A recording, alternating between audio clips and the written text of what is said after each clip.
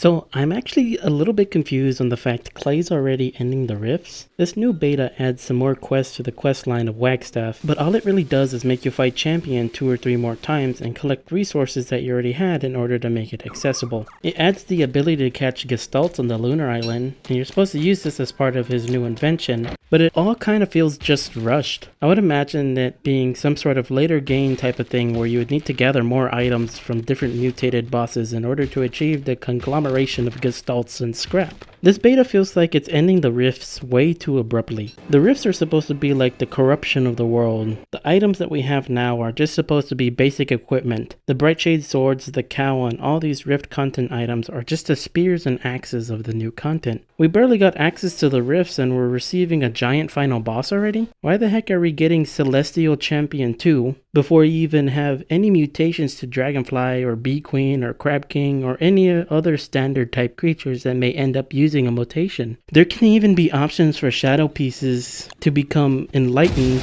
by making the structures out of glass or pure brilliance. We can even do a shadow variant by making them out of dreadstone to make them infused with pure horror. It kind of feels like there's a lot of things that can be done with rifts, but there hasn't really been anything done. The lunar side of the rift is very bare bones, and it's literally just the glass rain, bright shades, and occasional boss mutations. There needs to be more mutations going on and having more unique items to collect. Right now, it's literally just getting the beginning rift gear and then you're set for life. There's no reason to explore or gain new resources since literally all the resources come to you. I feel like what needs to happen is to introduce more consistent mutation of creatures within the everyday gameplay of an open rift. This is kind of more for lunar rifts because Shadow kind of has its own thing of empowering existing creatures. There are already mutation methods shown on the lunar side for smaller creatures that get mutated from just exposure. You could only ever really see these on the lunar island and a few more during moonstorms if you would kill hounds or spawn pangolins at night during a moonstorm.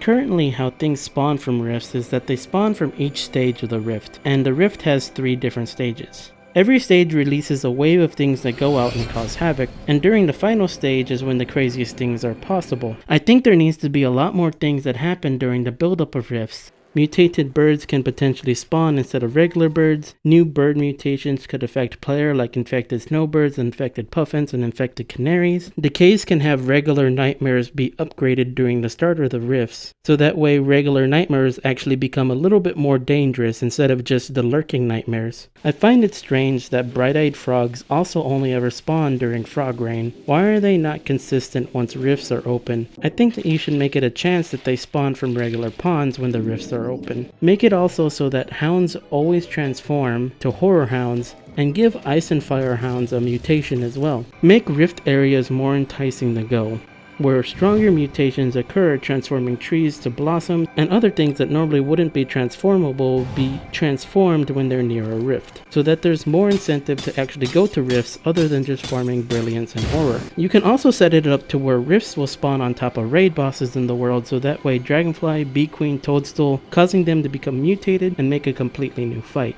Having all the standard actions become mutated just feels more like a standard progression of this mechanic. And we can also get upgraded items from these bosses instead of, just spark arcs. I really found it strange that there were new crafts for each of the unique bosses. Why can't we get more boss related unique items in the act of the rift upgrades of these older items? I want to be able to see and get a new upgraded Bee Queen crown or scale mail. There's a lot of things that can be done with rifts that they're just not, which is why I'm confused. Anyway, I never really do videos like this, but it just kind of really felt strange about the direction that Clay is going on the way they make stuff. It seems like they want to try something new, but then they kind of just give up halfway. I really want to see some new mutations and new effects that these rifts would curse the world with. I say we push for more unique survival changes to the world with the rifts.